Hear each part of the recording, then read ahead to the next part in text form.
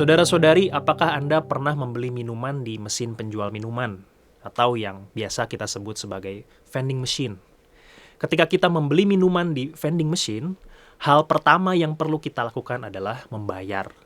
Kalau kita sudah membayar, barulah mesin itu akan memberikan kepada kita minuman yang kita mau. Mesin tidak mungkin memberikan minuman sebelum kita membayarnya. Injil yang akan kita dengarkan esok adalah kelanjutan dari Injil yang kita dengarkan hari ini. Yesus berkata, Ia adalah Sang Gembala Baik. Menurut Injil esok hari, salah satu ciri gembala yang baik adalah tidak melaksanakan tugasnya seperti seorang upahan. Seorang upahan hanya akan bekerja jika ia dibayar.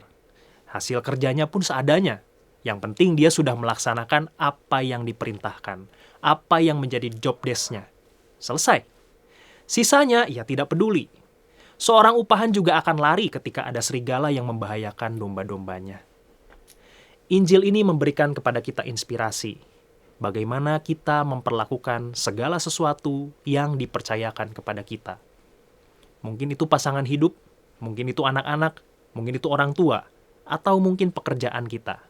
Apakah selama ini kita memperlakukan hal-hal yang dipercayakan kepada kita seperti seorang gembala yang baik atau seperti seorang upahan?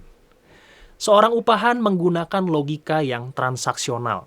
Saya mau memberikan sesuatu kalau saya diberi sesuatu. Cara pikirnya sama seperti ketika kita melakukan jual beli. Sama seperti kita bertransaksi di vending machine.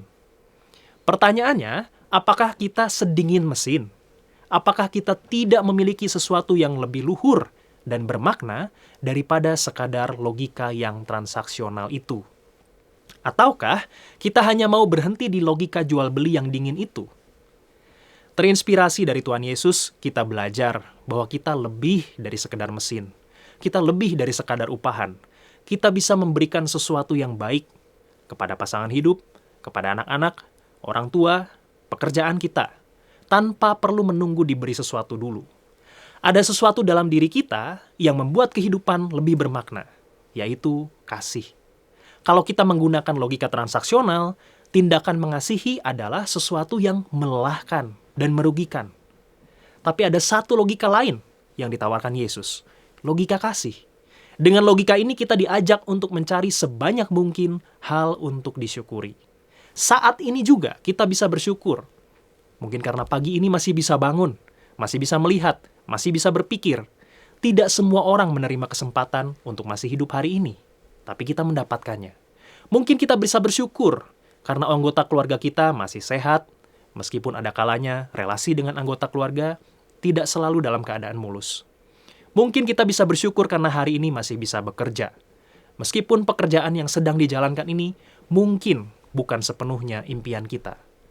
Kalau mau disadari dengan cara pandang yang sederhana, ternyata ada banyak hal yang bisa kita syukuri saat ini juga. Hal-hal yang sepele itu menyadarkan kita bahwa setiap saat kita selalu dikasihi lebih dulu oleh Allah. Dengan demikian, mengasihi bukanlah tindakan yang merugikan. Mengasihi adalah ungkapan syukur atas kasih berlimpah yang sudah kita terima lebih dulu. Seorang upahan hanya akan menuntut. Tapi apakah kita hanya mau berhenti menjadi seorang penuntut? Rasanya tidak. Kita bisa lebih dari itu.